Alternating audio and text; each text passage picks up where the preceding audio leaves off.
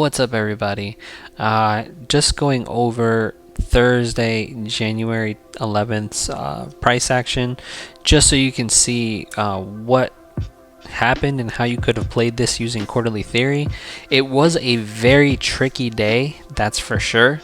You can see here this gray box is the Asian session. This was the London session. Here was the New York opening session and the New York PM session for Thursday.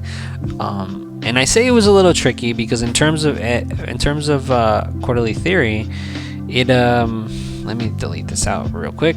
But in terms of quarterly theory, it didn't play like it usually does, in the sense of that Asian accumulates overnight. If we look, Asia session actually just kept on going up.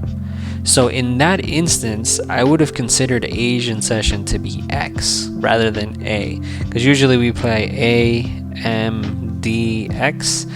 I considered this to be X, and then this was AMD.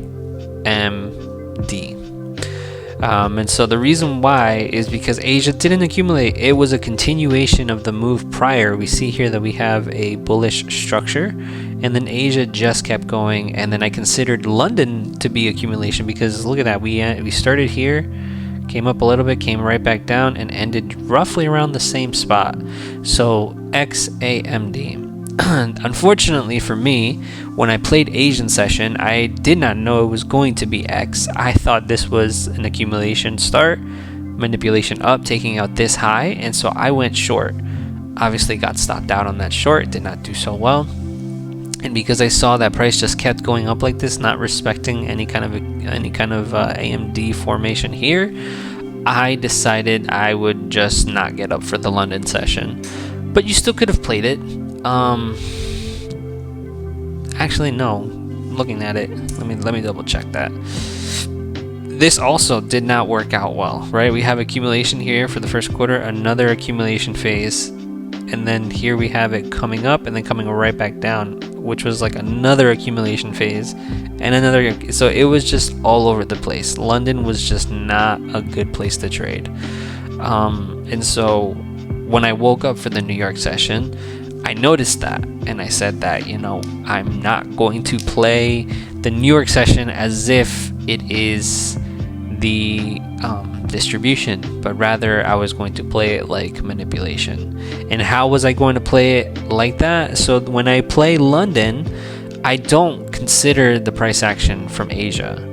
So in this instance, when I was going to play New York, I was going to play it slowly as New York, not considering the London session's price action. I was just going to focus on the high and the low of London session because I wanted to see it take out one of those. And so we had CPI in pre-market. As you can see here, we accumulated when New York opened up, and I wanted to see with CPI, which was it going to take out first? Was it going to take out the high first or the low first? And so I marked out any kind of PD arrays on a higher time frame that were interesting. Here we have a 1 hour fair value gap. I believe I had it as a 1 day, or was it a 4 hour? One of those right here is a 4 hour fair value gap. So looking at that, we see that here's the true open price. We jumped right up, tapped that 4 hour fair value gap, taking out the London high and coming back down. So I figured this was the manipulation phase, and then so I was bearish for the rest of New York. And so I wanted to wait, obviously, because this was news. I didn't take this trade. I waited to see what it was going to do. I wanted to find a fair value gap entry. I had a feeling that we were going to pump back up into the New York open and give us a Judas swing up before coming back down. And I took the trade. I believe I took 5 MNQ short here at this fair value gap. Let me mark that out so you can take a look at it.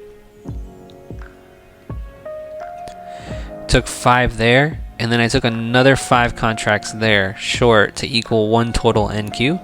And so I obviously was in a bit of drawdown, but I had a feeling that this high was going to be safe, mainly due to the fact that I was considering this manipulation. CPI, just pumped us into it and tapped right off of it. That rejection itself made me feel super confident that this was going to keep going down, so I was holding and I took profit around, I believe it was here, because of the fact that I played this on my evals and I just took profit at what would have been the passing profit target. But you could have held on for this low, could have targeted these lows, and you could have even targeted these session lows. So I like to look at session lows or any kind of prominent swing lows. So you have this one which coincided with this one, so very equal lows. You have this swing low too. You could have even taken this session low too. So TP1, TP2, TP3, and it just kept coming down, and it actually even took out that low too, all in the New York session. So after that killer of a trade, we have manipulation down. Obviously, what is the distribution going to be? It's going to be distributing up, yes, it's distributing up. Sorry, and so because I'm considering this as the manipulation for the day itself. This bearishness was because I was considering this manipulation up to be for the session itself. So we're manipulating down. We obviously took out a lot of lows, and I am almost certain we tapped into some form of a PD array. Yeah, we tapped into this 4-hour fair value gap right there. Mark that out so we can visualize it on a lower time frame. You see we manipulated right down into it. This session opens up. You could have taken a long, probably on a lower time frame. Let's take a look. So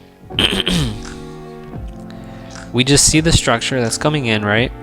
And then we see a low, a high, a low, a high, a lower low. And this, you could have taken it as a early market structure shift, even though it's kind of weak and I didn't really like it.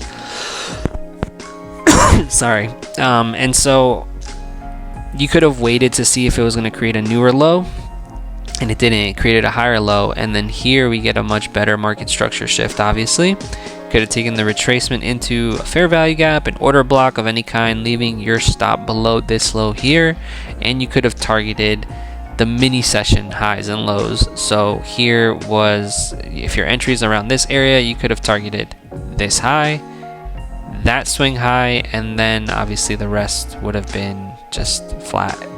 But you had 2 TPs, closed it out at the end of the day, and that was exactly how you could have ridden both the move down for New York Open and then the move up, just based off of quarterly theory. So you need to understand a higher time frame context of what's happening, in the sense of knowing where those PD arrays are and where we are likely to manipulate into. So once you have that, go based off of the first manipulation move.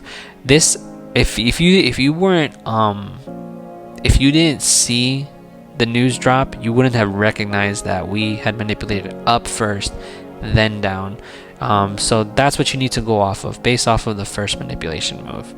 But if you guys have any other questions, let me know. Like, subscribe, and hit a comment down below.